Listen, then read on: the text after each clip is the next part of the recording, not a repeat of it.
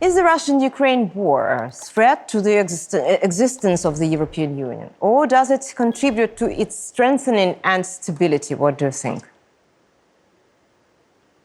The Russian-Ukraine war is an existential threat to our way of life in the West and the civilized world. And where that threat will be decided is on the battlefields of Ukraine. And the sooner the better people in the West wake up to this fact, the better it will be for all of us. We know that Russia and Vladimir Putin and Sergei Lavrov are absolutely hell-bent on the destruction of our rules-based order. You know, the rules-based order which came out of the rubble of the Second World War. And although it's not perfect, it has given us, in the West, the greatest period of peace, prosperity, and security that the world has ever known. And this is unthreatened. There are a number of other bad actors with Russia. You know, we know that in Russia's pocket is Iran and North Korea and Belarus and possibly Syria. But we also know that China is sitting back and playing a long game and watching what's happening. And, you know, the Chinese have made it very, very clear that they also would favor a new world order. And I suggest, you know, that new world order, what Sergei Lavrov, when he went to the Munich Security Conference in 2017, called the post-West era. And that would be a world order, I suggest, that would be led by Russia as a junior partner to China. We've already mentioned Iran, and we know how close Iran is to Russia and North Korea. But also there would be very worrying signs for other countries in the BRICS, the group of 5 economies that includes Brazil, India, South Africa, China, and Russia, obviously. And we know that Russia has huge malign influence across the continent of Africa.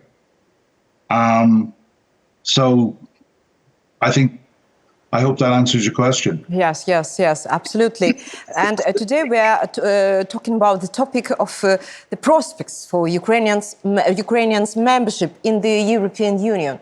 And what do you think? Is there a chance that Ukraine can become a member of the European Union even before the end of this Russian-Ukrainian war? Well, you know, that's a very hard question to answer. What happened yesterday with Ukraine being granted accession rights was truly historical. And I'm just looking for a quote from Ursula von der Leyen that said, Ukrainians are deeply reforming their country and preparing for accession, even as they fight an existential war for their existence.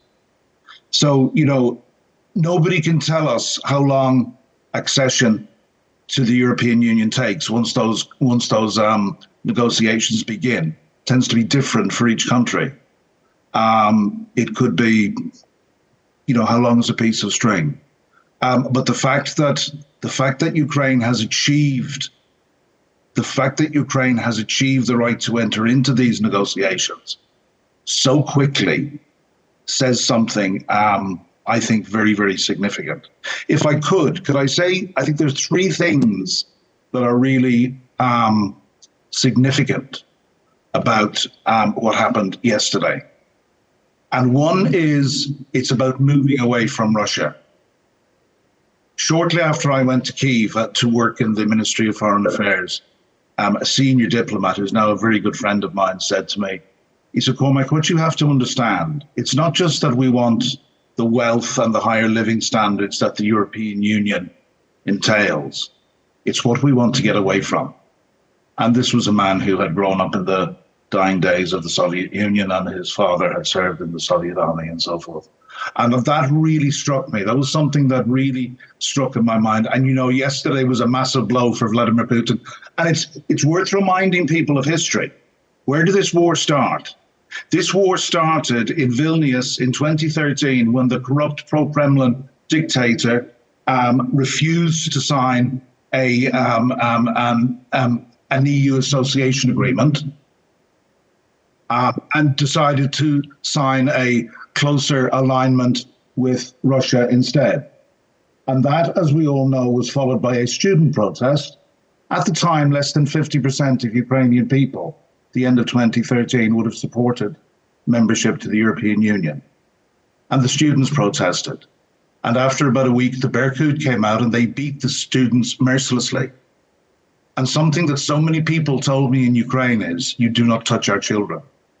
So maybe even those older people who would not have been in favor of joining the European Union were out in their hundreds of thousands on the Maidan and flying Ukrainian flags beside European flags. And that's something which is burnt into your history. I went to Ukraine 2 years afterwards. So the second thing that I would say, and the other thing, I helped coin a phrase back in 2016 that Ukraine had made more progress since the Maidan revolution than in all the years back to 1991 when Ukraine gained its independence. And there's a Russian narrative out there that Ukraine is a corrupt country. And in the 2 years that I worked with the Ministry of Foreign Affairs, we had so much evidence of the progress that Ukraine was making in dealing with corruption, with Prozoro for public sector procurement and so forth, and the reform of, when I was out there, the reform of city police forces was a huge thing. And what we now have, of course, with the reason that Ukraine has achieved accession, the right to enter into accession discussions is because the EU set 7 key tests all around reforms. And as Ursula von der Leyen said yesterday, even in the teeth of an existential genocidal war, Ukraine, with more evidence, continues to reform. So yeah, it's about reforms. But I think the third thing that Ukraine in the EU will mean is this will make for a stronger Ukraine, but it will also make for a much stronger Europe.